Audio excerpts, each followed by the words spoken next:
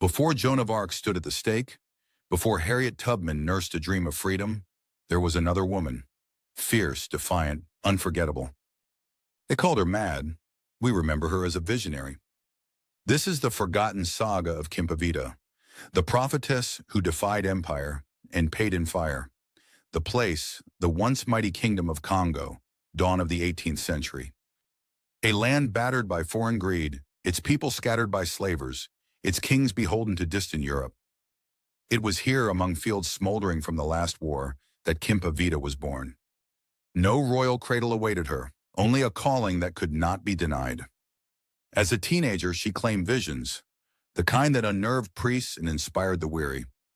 Saint Anthony, she said, came to her as a black man, barefoot and gentle in the language of her ancestors. He said the sacred and the African were not opposed. He said that divinity lived in their skin too. At barely 20, Kimpa Vita found her voice, and with it, a mission. She gathered those cast out by war, by poverty, by the slave trade's cruel chain. Her message was as clear as it was revolutionary. God did not arrive with the ships. Jesus and the saints look like us. We are not lost unless we believe what they say of us.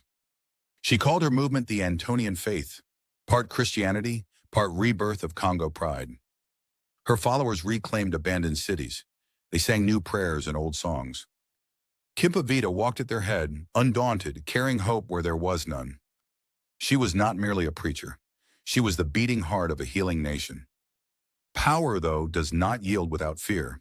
Missionaries called her dangerous. Puppet kings saw rebellion in her gaze. Still, the people called her Mama.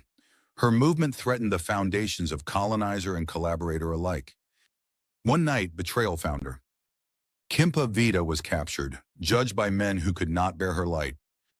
Her charges were as old as empire, speaking truth without permission, leading where she was commanded to follow. She endured torture, yet would not recant. On July 2nd, 1706, at just 22, she was led to the flames. Breathless but not broken, she spoke. I die, but my message will live. They burned her body, hoping her words would vanish into ash. Yet her story survived, whispered in the forests, woven into the struggle for freedom that kept burning in Africa's heart. Kimpa Vita's faith seeded later revolutions. Her vision inspired future generations to see themselves not as subjects, but as heirs to lost kingdoms. Today, though classrooms seldom say her name, the spirit of her defiance still moves in memory and in dream. They erased her story from the records, but they could not silence her truth. This is Kimpa Vita. This is the fire that could not be put out. If her courage speaks to you, remember, and let her prophecy live on. Follow, like, and subscribe for more stories you never meant to hear.